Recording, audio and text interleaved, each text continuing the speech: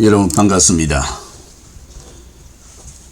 벌써 금년도 시작한 지 6월에 중순이 되어졌습니다.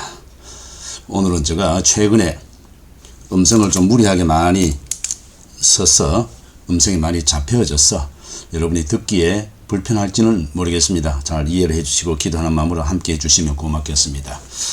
오늘은 역사서에 대해서 구체적으로 공부를 하겠습니다. 지난 시간은 모세오경의 뒷부분과 역사서의 개요적인 부분을 공부했습니다. 오늘은 여호수아의 이제 역사서의 구체적인 부분을 공부하는데, 오늘은 여호수아와 사사기와 룻기 세 권의 책을 우리 공부하도록 하겠습니다. 이미 여러분에게 제시되어진 강의한 내용을 보시고 참고를 해 주시면 고맙겠습니다. 여호수아의 책의 이름에 대해서는 강의를 참고를 하시고요. 중요한 내용들을 짚어가면서 공부하겠습니다. 여호수아의 메시지가 어떤 것인가? 이것을 먼저 알면은 전체적인 우리 공부하는 데 큰 도움이 되겠지요. 이 책의 내용은 재미있는 전쟁 내용으로 되어 있어서 아주 흥미롭습니다. 단순한 이 전쟁 역사로서만 제공하는 이 책이 아니고 그 이상의 가치를 가진 책이라고 할 수 있습니다. 그러니까 우리가 이제 이런 것을 보면서 숨겨진 비밀을, 뜻을 잘 발견해서 하나님이 원하시는 말씀을 전하는 것이, 그것이 복음입니다. 소설처럼 문학처럼 있는 문자적인 내용을 전하고 문자적인 그 이야기를 하면은 그거는 메시지가 아니고요. 사람들의 메시지지만 성경이 말하는 하나님이 원하시는 그 메시지가 아니죠. 그래서 우리가 항상 우리 모든 성경들을 볼 때에 그 속에 숨겨져 있는 비밀을, 뜻을 잘 알아야 제대로 메시지를 전할 수 있습니다. 그러면 이 메시지에 어떤 내용들이 있을까? 네 가지로 우리가 살펴봅니다. 첫째, 하나님의 진실하심에 대해서 구체적으로 소개를 하고 있습니다. 이미 오래전부터 창세기로부터 모세오경에서 소개해진 대로 하나님이 언약하신 대로, 말씀하신 대로, 약속대로 이루시는 하나님이라는 것을 신실한, 진실하신 하나님심을 보여주고 있습니다. 이 책은 하나님의 진실함을 선포하고 증명하고 있습니다. 둘째 메시지는 발바닥으로 밟는 곳을 주신다고 했는데 그대로 주셨다는 것을 귀중한 법칙을 보여주고 있습니다. 우리가 계속 이 메시지를 볼 때요, 이미 창세기서부터 시작해서 모세오경에서 계속적으로 반복했던 내용이 그대로 다시 한번 역사서를 통해서, 여호수아를 통해서 그것을 다시 증명시키고 가다듬어서 우리에게 소개를 합니다. 그래서 발바닥으로 밟는 곳을 주셨다 하는 귀중한 법칙을 우리에게 소개해주는 내용이 되겠습니다. 그 다음 메시지는 하나님은 죄에 대해서는 증오를 하시고요, 절대로 용서를 안 하신다는 겁니다. 가나안 족속들의 죄악이 관영할 때에 하나님은 이스라엘을 통하여서 반드시 심판하신 것이다 라는 것을 소개해주고 있습니다. 하나님은 죄에 대해서는 반드시 심판합니다. 네 번째 메시지는 이스라엘의 전쟁은 영적인 전쟁을 의미를 합니다. 눈에 보이는 사건들과 전쟁사는요, 단순한 눈에 보이는 육체적인 그 사건이 아니라 그것을 통해서 깊이 있는 영적인 내용이 어떤 것인가, 그것을 보여줍니다. 그래서 우리 사람은요, 육신의 몸만 있는 게 아니고 육신의 몸과 하나님이 주신 영이 함께 있습니다. 그래서 우리가 항상 살펴야 되는 것은 외적인 면도 살피지만 외적인 것을 통해서 속에 있는 심한 진리의 내용이 무엇인가, 그 메시지를 봐야 되는 것이죠. 이 또한 가나안 족속은요, 우리의 정욕, 습관적인 죄악, 영적 원수들로 의미를 하고 있습니다. 우리는 이 기록에서 이런 것들과 늘 싸워야 하고 승리하는 생활의 비결을 이 메시지 속에서 배워야 하지요. 자, 그러면 여호수아를 기록한 목적이 무엇일까요? 여호수아의 군대가 요단강을 건넜던 때로부터 시작해서 여호수아가 110세에 죽을 때까지의 이스라엘의 역사를 기록하고 있습니다. 이 역사 속에 하나님의 일하심을 잘 소개를 하고 있는데, 하나님이 어떤 분이신가, 하나님 어떻게 역사를 이끌어 가시는가, 그것을 보여주는 것이 역사서의 기록의 목적이죠. 이 책은 이스라엘 백성이 하나님을 온전히 신뢰하고 하나님과의 언약을 충실하게 지킬 때에는 어느 누구도 그들을 대항할 수 없으며, 가나안 정복 때 하나님께서 축복하실 것을 강조합니다. 즉 이스라엘 백성들이 온전하게 신뢰를 하고 하나님의 언약을 충실하게 지킬 때는 이미 선포하신 대로 복되게 살 수 있는 것이고, 또한 그 어떤 주변은 여러 이방인들이 이스라엘 백성들을 괴롭히려고 할 때마다 하나님께서 그것을 지켜주시면서 하나님 원하시는 소교의 목적, 가나안 정복 때까지 하나님께서 축복하신다는 것을 분명히 말씀해 주십니다. 그러니까 그 해야 되고 안 해야 되는 선택권은 이스라엘에게 달렸고 우리 예수를 믿는 우리에게 달린 것이죠. 한편 하나님의 백성이 계명을 지키지 않고 불순종할 때는요, 용서가 없이 징벌하시는 하나님을 묘사합니다. 우리가 여기서 참고를 해야 되는 것은 하나님의 사랑 무한하다 아닙니다. 하나님 전혀 시간이 있어요. 근데 그렇기 때문에 자기 마음대로 살아간다, 말씀을 어기면서 불순종한다, 그런 범죄 속에 하나님은 그대로 두시지 않죠. 하나님의 사랑은 제한적입니다. 유한적입니다. 그 시간이 정해져 있습니다. 그 시간에 돌이키면은요, 하나님께서 인도해 주십니다. 그러나 불순종할 때 용서가 없이 징벌하는 하나님을 묘사합니다. 죄를 지었으면요, 아무리 사랑을 한데도 분명히 고백을 하고 해결해야죠. 안 하고 덮어두고 사랑을 덮어주는 그는 하나님의 사랑이 아니지요.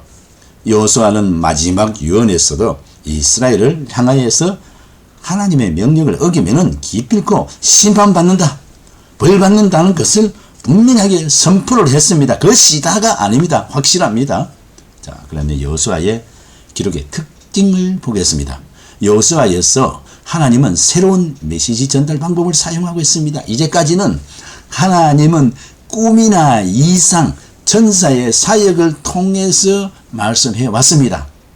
하나님의 메시지를 전하는 방법은요, 똑같지는 않습니다. 그 시대에 따라서, 그 사람에 따라서 환경이 다 다르지요. 그 시대별로 하나님의 메시지 전달이 다르다는 것을 우리는 인정해야 합니다. 그러나 모세의 율법이 있는 이제는 그 율법을 통해서 하나님의 음성을 듣도록 격려해 주십니다. 그러니까 모세 오경이 기록되기 전에는 하나님께서 이렇게 꿈으로도 이상으로 천사의 말로 여러 다양한 이런 부분을 통해서 말씀하시는데, 이제는 역사서에 오면서 여호수아서부터는 앞에서 모세 오경이 있습니다. 그 오경 율법이 주어졌습니다. 모세의 율법이 있는 지금으로부터는요, 율법을 통해서 하나님 구체적으로 하나님 음성을 들려주시고 메시지를 전하고 있습니다. 이미 주신 계명을 통해서 하나님의 말씀을 명확하게 알 수 있도록 해 주셨습니다. 근거가 무엇이냐? 말씀이지요. 사람의 말이 아니고 어떤 신비한 게 아닙니다. 그래서 간증하는 거 조심해야 되고요, 환상 봤다고 은사 받았다 하는 거 특별히 조심해야 됩니다. 그 근거가 어디에? 하나님의 말씀 속에서 은사가 있어야 되고 계명이 있어야 되고요, 여러 가지가 있어야죠. 그러므로 말씀이 무엇이라고 하는지를 잘 살펴보는 것이 가장 중요합니다. 문자적으로, 배경적으로, 역사적으로, 구속사적으로 잘 살펴서 준비를 해야만 바른 메시지가 있습니다. 그렇지 않으면 메시지가 없는 엉뚱한 소리를 하게 됩니다.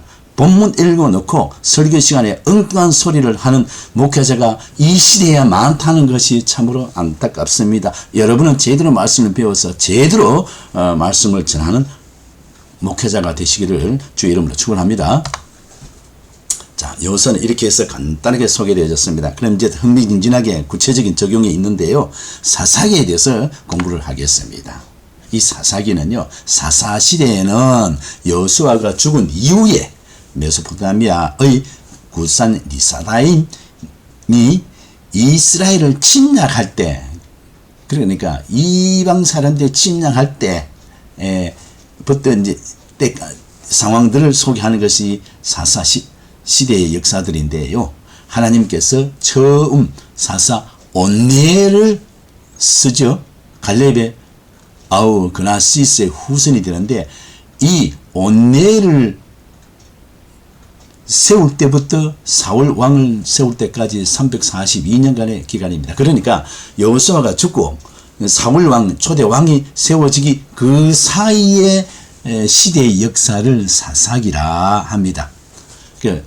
여기서 온니엘은 사사의 처음 사사라는 것을 참고하시고요. 사사 지도자들은 백성들 사이의 분쟁들을 판결하고 해결하고 주고 어려움에 처한 자들을 도와주었고요. 그 백성들을 원수들의 손에서 구원해서 사법이나 행정이나 이런 등등 이런 일을 수행해 왔습니다. 사사시대는 왕이 없잖아요. 왕이 없으니까 나라를 다스리고 백성 다스리고 여러 개 사법이나 행정이나 모든 부분들을 사사가 왕의 모든 업무처럼 그렇게 해왔다는 겁니다. 사사시대와 이 왕정시대하고 비교가 해볼 때에 하나님이 직접 간섭을 세우신 사람을 통해서 이루어간 이것이 신정정치죠. 사사기의 주제가 무엇일까요? 하나님의 통치를 받는 신정국가인 이스라엘 백성들에게 하나님이 그들의 지도자를 세워주셨습니다. 사람들이 모여서 너 해라 내 해라 내가 하겠다 내가 하겠다 아니고 하나님이 직접 하나님께서 필요한 사람을 뽑아서 나라를 이끌어 가도록 하는 것이죠. 이것이 신정국가라고 합니다. 하나님이 원하시는 사람을 세워서 직접 다스려가는 나라를 신정국가라고 합니다. 하나님과 맺은 언약을 이행치 않음으로 이방 민족을 통해서 핍박받는 것을 보여주고 있습니다. 여기서 계속 강조합니다. 언약, 율법, 하나님 선포하신 그 말씀을 시행했느냐 안 했느냐, 안 했을 때 했을 때 어떻게 하느냐. 했을 때는 유일하게 이스라엘 백성들에게 귀한 약속대로 축복이 있지만은 이행하지 않고 불순종했을 때는 하나님이 이방 민족을 들어서서 막대기로 사용했어요. 이스라엘 백성들을 핍박을 하고요. 하나님 돌아오게 만드는 것이지요. 지금도 하나님 그렇게 하고 계시잖아요.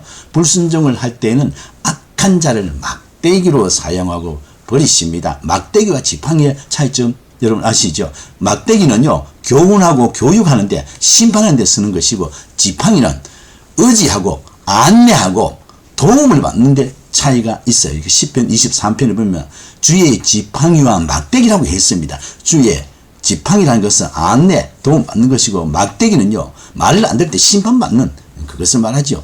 지금 우리나라 실정에 보세요. 지금이 뭐예요?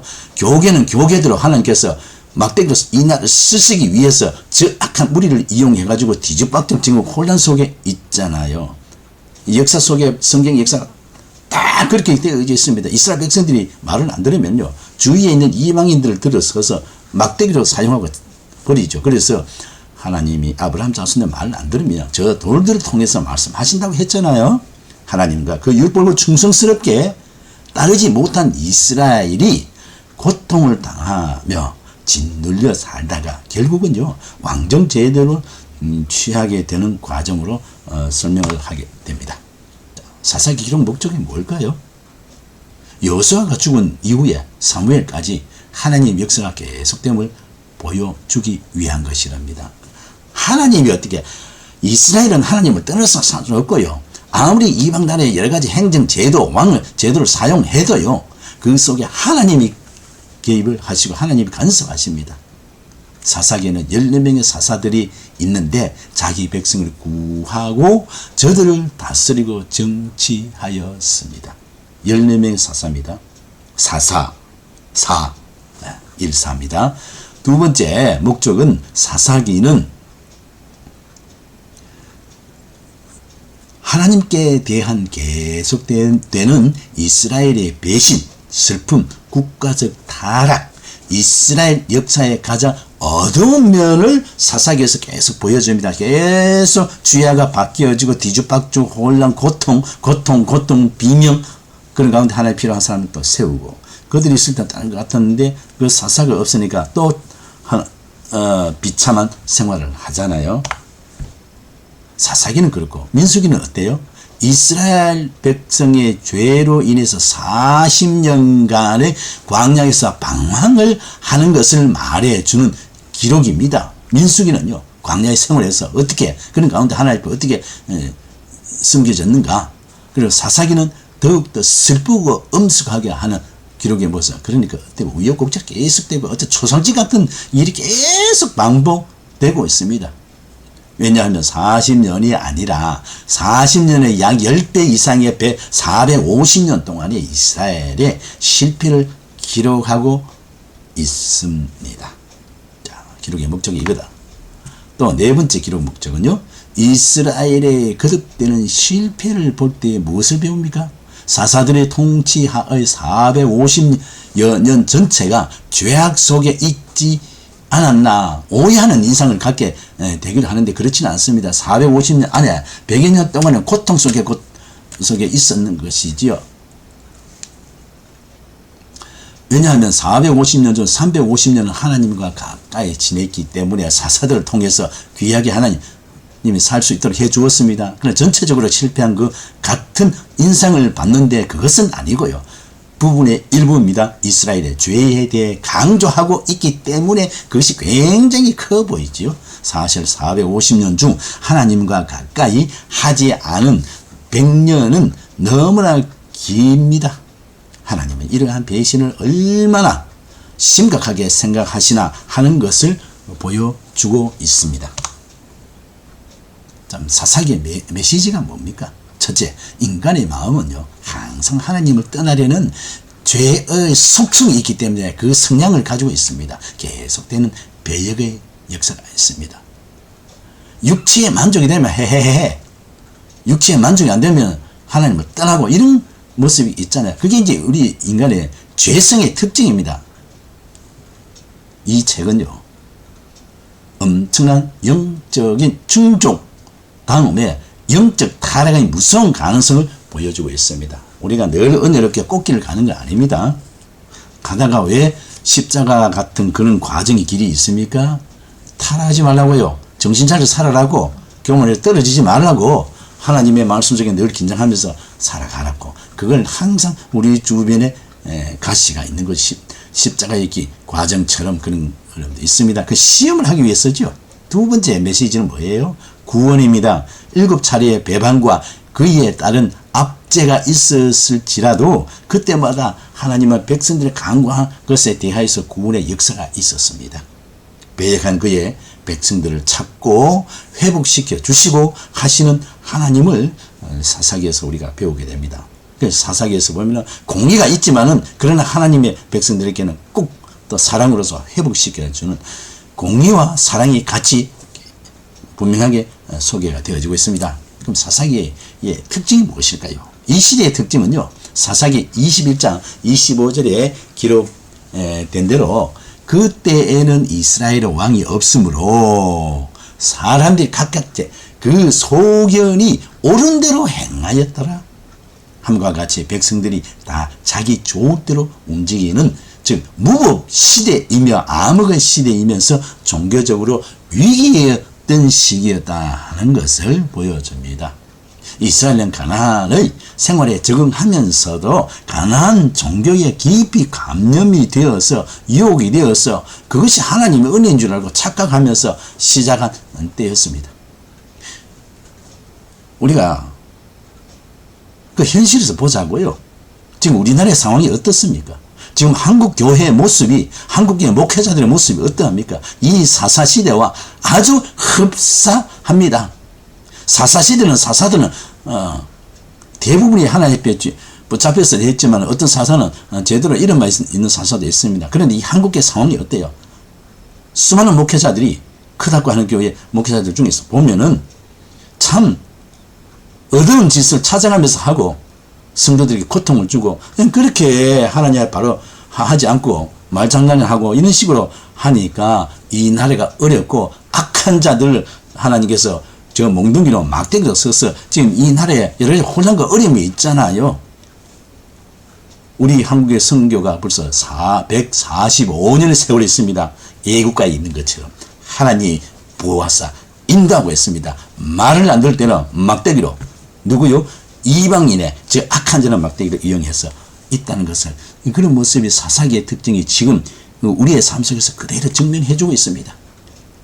광야에서 유리하던 유목민이었던 이 백성들이 가나안에 들어가 농경으로 정착하게 됩니다. 유목민이 계속 이동돼야 되잖아요. 농경 사회가 되면 정착이 돼야 됩니다. 이 정착에 있어서 농경의 신이요 소위 풍요로운 신이라고 하는 바알을 섬기는 우상 숭배의 유혹에 빠졌습니다. 또한 가나안의 이방 족속과 결혼하는 자폰도 성행이 되었던 때였습니다. 이들이 이렇게 타락한 이유가 무엇일까요? 그들은 여호수아의 사는 날 동안과 여호수아와 뒤에 생존한 장로들 곧 여호와께서 이스라엘을 위하여서 행하신 모든 큰 일을 본 자의 사는 활동 안에 여호와를 섬겼더라 합니다. 그들만 있었다는 것이죠. 뒤에 세대를 이어서 하나님의 말씀을 전달이 안 되었다는 것이죠. 자기들만 흥청망청 도취되어서 자녀들에게 하나님의 역사를 전달이 안 되고 가르치지를 아니했습니다. 그러나 그 세대 사람도 다 그 열조에게로 돌아갔고 죽었습니다. 그 후에 일어난 다른 세대는 어떠합니까? 여호와를 알지 못했다고 했고요. 여호와께서 이스라엘을 위하여서 행하신 일도 알지 못했다고. 하나님을 모르죠. 하나님 어떤 일을 하신지 그게 없어요. 그러니까 엉망진창이지. 왜 우리나라에 지금 어려움이 있습니까? 역사를 무시하고 있습니다. 올바른 역사를 가짜라고 그러고요. 그래 악한 자들이 저렇게 하는데 지금 와서 어떻습니까? 요즘 보면은요, 그 악한 자들에게 교육받은 사람이 지금이 거꾸로 그들이 교육했던 거 안 믿잖아요. 일어나고 있잖아요. 왜? 하나님은 살아 있어요. 우리 한국교회 살아가는 전속 때는 이 나라가 붙들어지는 것은요, 다음 세대에 신경 써야 되고 다음 세대 올바르게 말씀을 가르쳐 이벤트를 하면 안 되지요. 가나안에 정착한 그들은 장로들이 살아있을 때까지는 그래도 여호와의 종교에서 떠나지 않았습니다. 다음 세대를 생각하지 않았습니다. 우리만 아닙니다. 현재 이 나라의 상황에서 어린 아이들로부터 젊은 세대들의 신앙의 문제가 어떻습니까? 주일학교 청소년 때의 신앙 교육은 아주 중요합니다. 그런데 참 안타까운 것은요, 너무 이벤트적으로 종교 활동을 많이 하는 그런 느낌으로 많습니다. 말씀이 기억이 나야 되는데 어떤 활동이나 이벤트나 이런 먹고 마시고 즐기고 뭐 이런 거는 기억이 나는데 하나님의 말씀이 얼마나 남아있는가. 우리 하나님의 말씀을 제대로 가르치고 다음 세대에 연결되게 합시다. 다음 세대 교육에 보면 영아부터 대학 청년들이 현저하게 적습니다. 교육으로 보면 교육전사 구하기 어려워요. 부목사가 주일학교를 담당하고 있습니다. 신학생이 갈수록 적어요. 신학교는 미달이 되고 있어요. 선교사 지원이 아주 적습니다. 70년, 80년대 주일학교가 왕성할 때의 결과가 90년에 들어와서 풍산 한국교회에 열매가 있었잖아요.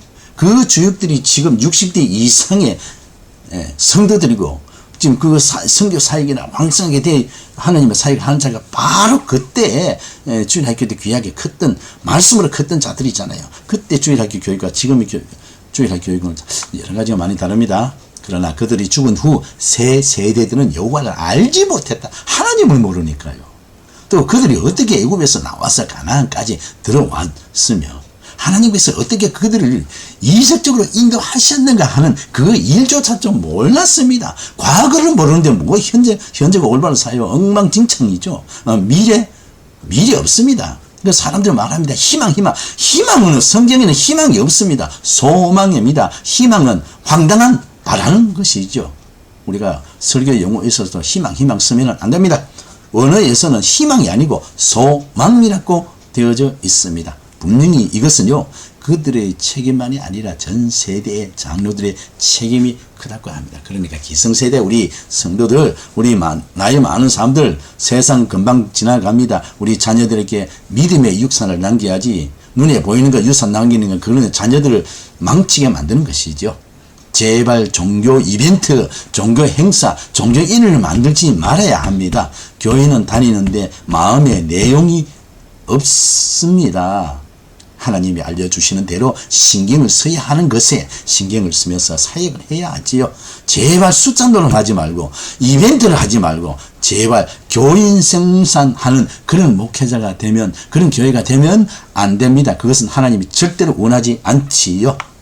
이러한 그들의 부패는 마침내 주변에 이방인들 각국의 침략을 받게 만들었습니다. 사사시대 300여 년간의 약 100년은 침략에 시달리는 전란기였습니다. 이 시대의 역사를 기록한 사상이기도 하고 흔한데요, 이스라엘의 실패를 기록한 실패의 책이라고 부릅니다. 그들이 이방의 압박을 받으며 돌이켜서 하나님께 울부짖을 때 하나님께서는 그들을 구원자를 세워서 인도해 주셨습니다. 그들이 곧 사사였습니다.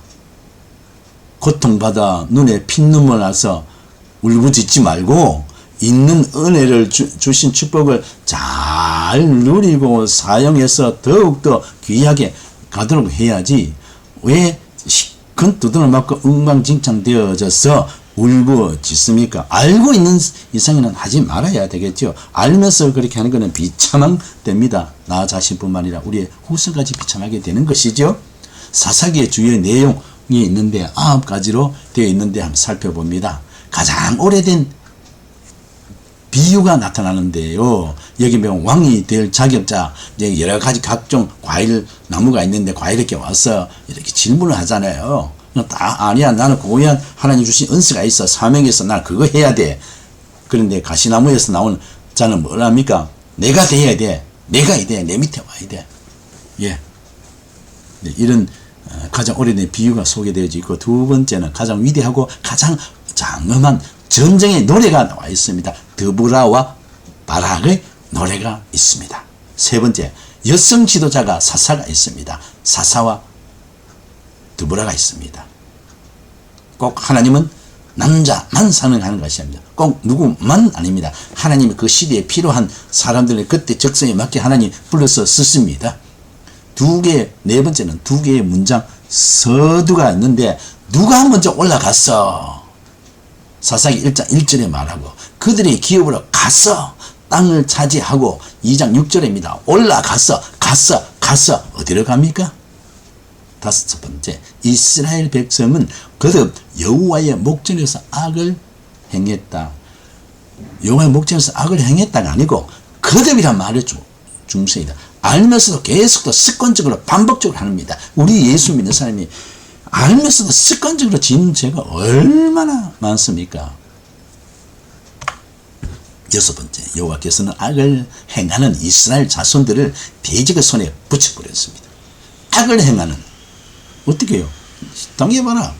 실제적 경험을 하는 것이죠. 그래서 우리나라에 고통이 얼마나 많았습니까? 6.25 전쟁 왜 터졌습니까? 오면서 왜 여러 가지 어려움이 있었습니까? 왜 지금 이런 어려움이 있나요? 믿음의 사람이 똑바로 안 하고, 목회자들이 올바로 안 하고 악하게 하니까 이 지금 모든 백성에게 고통이 있잖아요. 이스라엘 자손이 대적의 손에서 고통을 당하자 그들은 하나님께 울부짖고요, 여호와께서는 구원할 자를 일으켜서 또 하나님 도와주셨잖아요.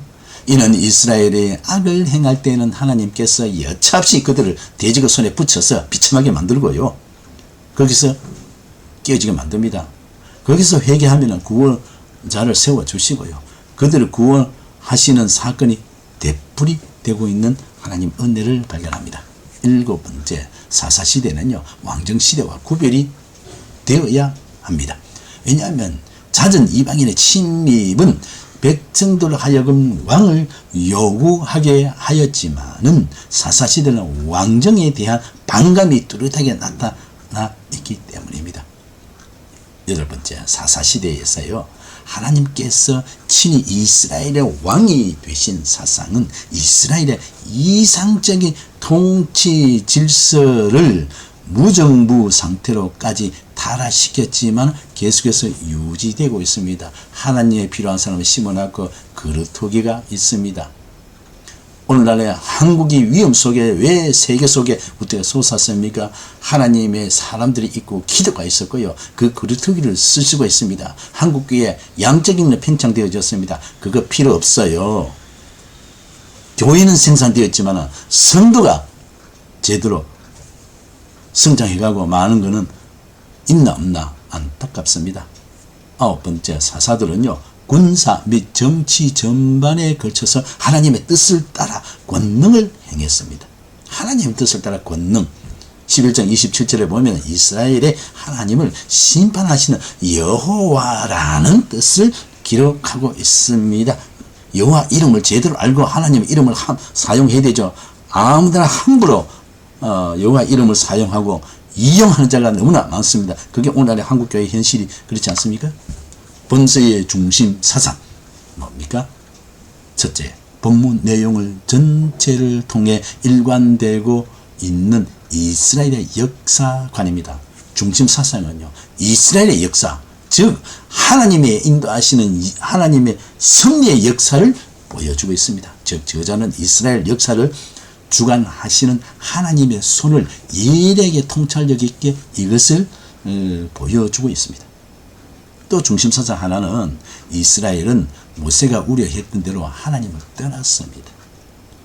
모세와 여호수아가 세상 떠날 때 그랬잖아요.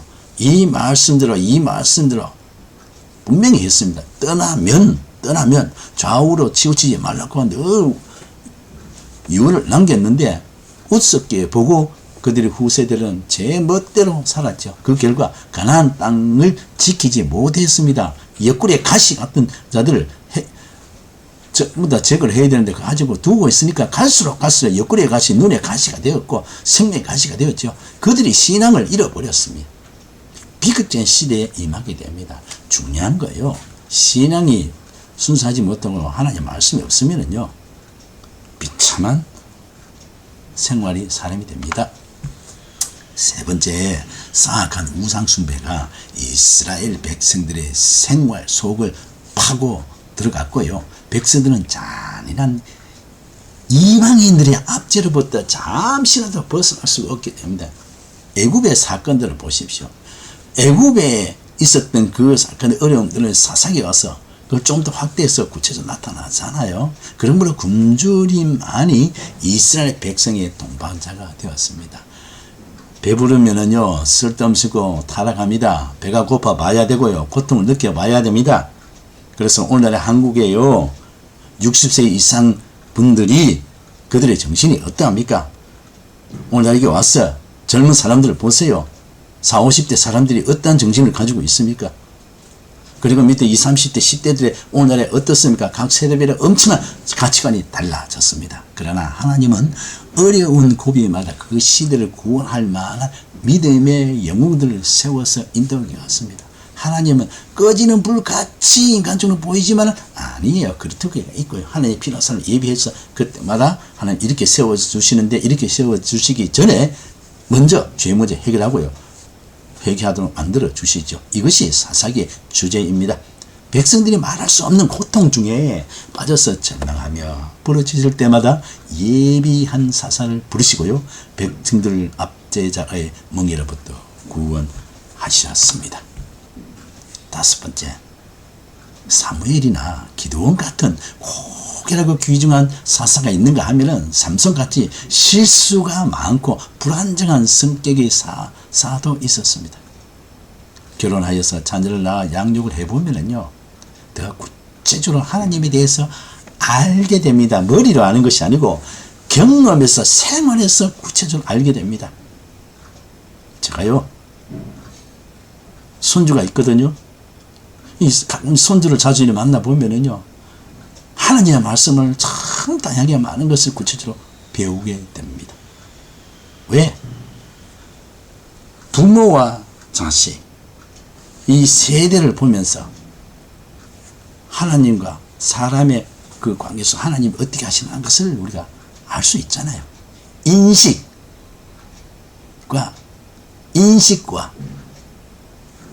아는 것이 있는데요. 빨간색 인식이라는 것은 경험과 지식으로 같이 배우는 것이고요. 아는 것이고요.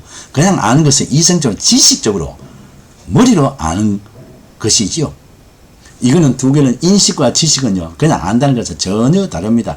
이것이 성경에 나와 있는데 한자에서 영어에서 원어에서 명확하게 나타나 있습니다. 그래서 우리말에는 안다는 것은 포괄적이고요.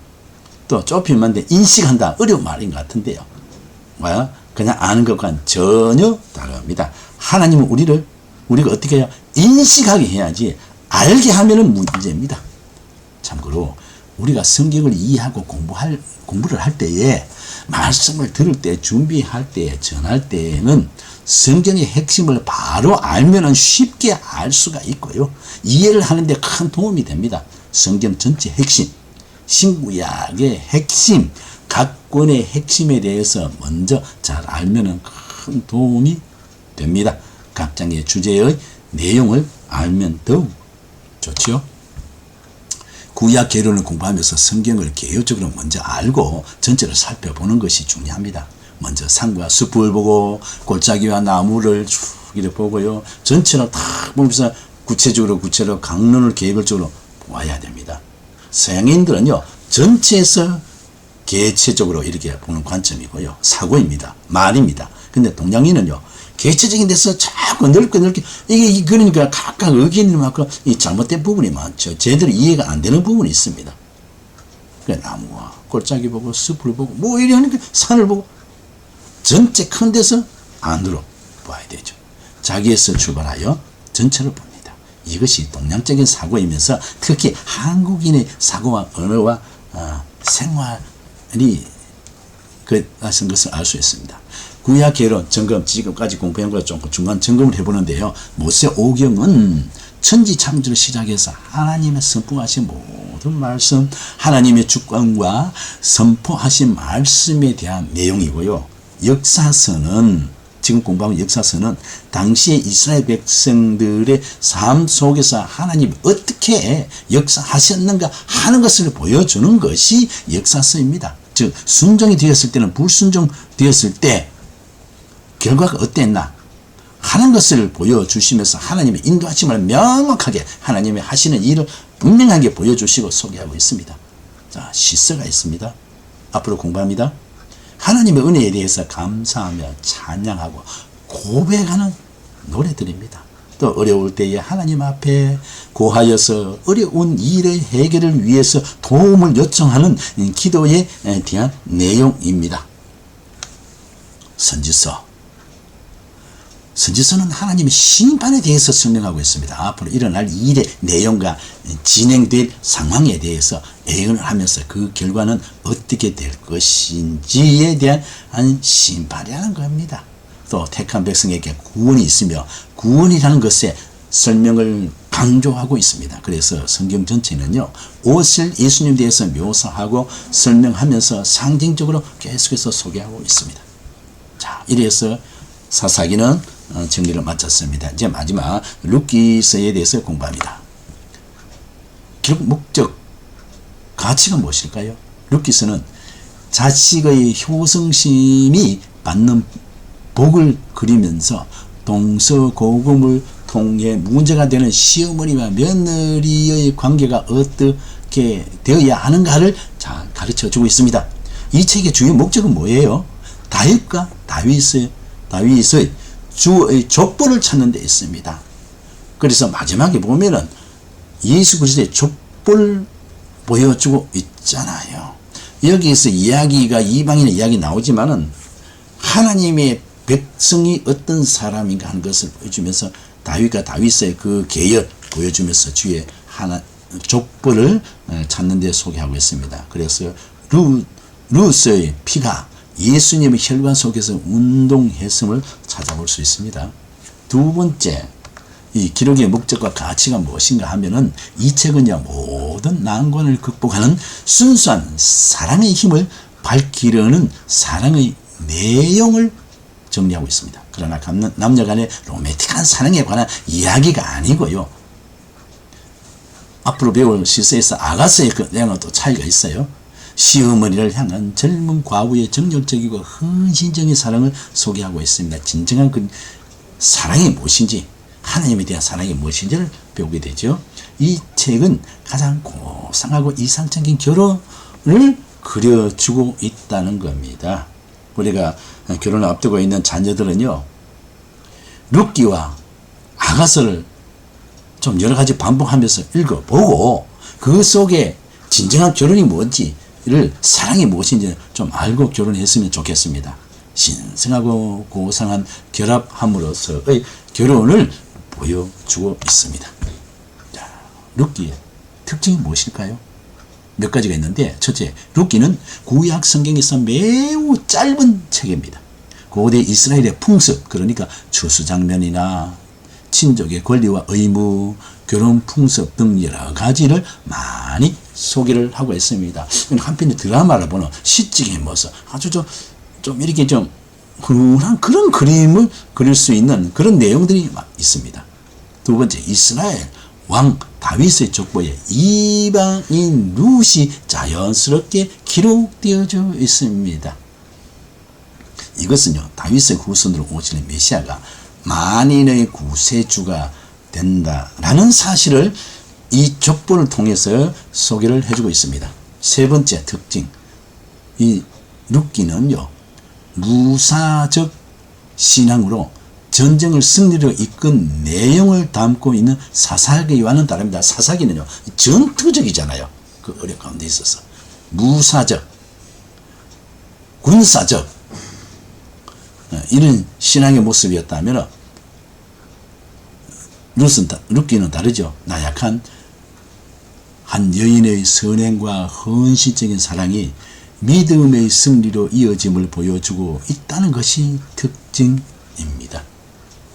룻기서를 짧지만은 제대로 알면은요, 우리 성도가 어떤 사람이고 성도가 어떻게 살아야 되는 것인지 그것을 분명히, 사명을 분명히 알게 됩니다.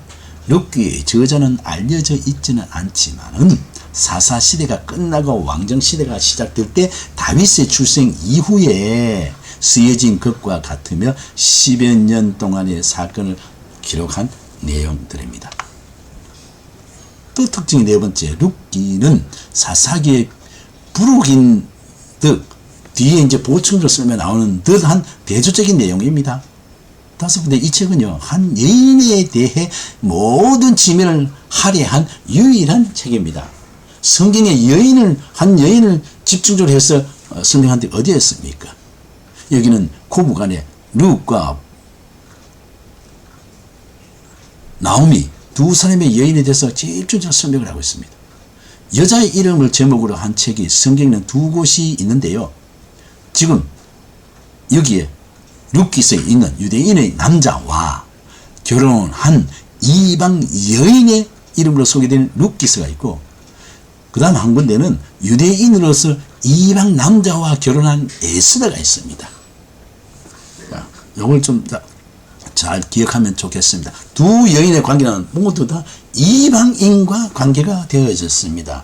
왜요? 하나님은 유대인에만, 이스라엘에만 하나님이 아닙니다.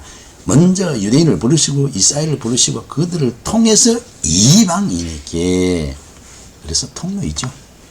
여섯 번째, 룻기의 특징은요, 주님께서 이방 죄인들을 부르실 것을 예시하고 있습니다. 통해서, 유대인을 통해서 이방인을 부르고 있어요. 그래서 여기 이방인 선교가 제시가 되어지고 있잖아요. 우리가 룻기서를 보면서, 에스더 성경을 보면서 단순한 사건을 보면 안 돼요. 그 속에 하나님이 원하는 메시지가 뭡니까? 이스라엘 통해서 흩어지면서 이방인에게 말씀이 전해지는 이방 선교가 나왔다는 것을 보셔야지요. 모압족은 율법에 의하면 버리운 민족이 되어졌다는 것을 신명기 23장 3절에서 소개하고 있습니다. 롯과 두 딸 사이에서 근친상간에서 태어난 자 후손이 있잖아요. 모압과 암몬이 있습니다. 모압은 큰 딸에게서 낳고 암몬은 둘째 딸로 인해서 태어난 자입니다. 그러나 룻은 은혜로 구원을 얻은 자들입니다. 모압과 암몬은요, 하나님의 구속 역사를 이루어가는데 가시 같은 자들이고요, 방해자들입니다. 혼자 저주받은 민족들이잖아요. 7번째 특징, 룻은 이방인 죄인의 표성입니다. 룻은요, 이방인이잖아요. 죄인의 상징이잖아요. 그런데 예수 그리스도 안에 들어왔잖아요. 예수 그리스도의 이름으로 구원받은 모습들이잖아요. 이방인이요, 가난하고 전에 멀리 있었던 자, 우리가 신령한 결혼으로 그리스도에 연결되어 있듯이 결혼에 의해 구원자 보아스에 연결이 되었던 겁니다. 우리는 세례를 통해서 예수 그리스도의 이름으로 세례를 통해서 예수 그리스도와 결혼한 것이죠. 결혼에 의해 구원자 보아스에 연결이 되었던 것이죠. 8번째 특징은요, 보아스는 그리스도의 표상으로, 상징으로 소개하고 있습니다. 예수님은 추수의 주인이요, 유력한 자요, 우리에게 주의를 기울이시며 친절히 대해 주신다 라고 본문에서 소개합니다. 우리가 그의 못 박힌 발 밑에서 우리를 그의 사랑의 옷으로 이렇게 덮어서 주시기 바랄 때 그의 반응은 얼마나 바랍니까? 또한 따뜻한 말로 위로하시고요, 짐을 대신 져 주시고요, 우리를 구원하시고 주와 연합하게 하시고 외로움이 끝나게 하셨습니다. 그리하여 우리는 열매를 풍성히 맺게 되고 다른 사람들에게 축복이 되게 하셔 주셨습니다. 그래서 우리를 축복의 통로라고 했잖아요. 메시지, 욥기서의 메시지는요, 제일 중요한 메시지는 안식. 이 말은 이 책에서 2번만 나오지만 이 책 전체에 스며들어 있습니다. 그걸 쉬려고 갔는데, 이방 나라인데 안 됐잖아요. 그러나 다시 돌아왔을 때, 이스라엘에 돌아왔을 때, 하나님께 돌아왔을 때 확실한 안식이 있습니다. 예수님도 지금도 피곤하고 힘든 자들아, 다 내게로 와, 내가 너희를 쉬게 한다고 했잖아요. 엘리멜렉은 이스라엘을 떠나 약속의 땅을 버림으로써 안식을 잃어버렸습니다. 안식을 위해 모압을 떠나고 베들레헴을 향해 간다는 것은 어려운 길처럼 보입니다. 하나님의 길은요, 우리의 길과 전혀 다릅니다. 룻은 약속의 땅에 옮김으로써 구속자를 통해 구원을 얻었습니다. 우리들은 우리의 구원자와 연합이 없이는 안식이 없습니다. 예수 그리스도와 관계가 되어야 자유가 있고 안식이 있습니다. 그래서 천국은 예수 그리스도를 반드시 통해야 되죠. 신학 사상을 살펴보면은 룻기는요, 평범한 가정의 일을 다루고 있지만은 결코 그 세속적인 이야기에만 그치는 것이 아니라 하나님의 구속 역사가 인간의 역사 속에 어떻게 나타나는지 하는 것을 대변하면서 잘 설명을 하고 있습니다. 그래서 이 메시지의 깊은 안에 내용을 봐야지, 껍데기에 있는 그 문자적인 그거 보고 이야기하는 것은 그런 메시지가 아니고 설교가 아닙니다. 윤리, 도덕, 사상, 이런 것을 떠드는 오늘날에 설교라고 하는 자들이 많잖아요. 2번째, 그 사상은 특히 하나님의 인간 생활 가운데서 일어나는 모든 사건을 철저히 주관하시지만은 그 표현되는 양상은 감추어졌음을 본서를 통해서 알 수가 있습니다. 하나님이 주관합니다. 하나님의 승리는 완벽하게 인간 사이에 나타나지만 그것이 당시에는 인간에게 완전하게 전달되지 않는다는 것입니다. 3번째, 또한 전체가 사막으로 명확하게 구분될 수 있는 드라마처럼 각본에 의해 움직이는 듯한 인상을 주고 있는데요, 이 평범한 이야기를 통해서 하나님의 절대적 주권과 선택에 따른 예정 사상이 어떠한가 하는 것을 나타나고 있습니다. 우리가 드라마를 볼 때, 영화를 볼 때 그 속에 숨어있는 메시지를 발견해야지 그냥 황당히 보고 웃고 하는, 그거는 영화를 보는 게 아닙니다. 그 속의 메시지를 보고 관심을 가지고 그것을 잘 보화를 캐내어서 성도에게 제시하는 것이 그것이 설교입니다. 문자적으로 기록되어 있는 것을 가지고 성경 말씀을 이용해서 윤리, 도덕, 사상, 주관 가르치는 것은요, 그런 설교가 아닙니다. 그런 것들은 특강은 될 수 있어도 설교가 아니죠. 설교와 특강은 전혀 다릅니다. 안타까운 것은 오늘날에 설교 시간에 특강하는 자들이 너무나 많습니다. 이런 숨어있는 메시지를 제대로 밝히지는 아니하고 엉뚱한 소리 하는 자가 많지요. 6번째, 본서의 주제가 무엇인가요?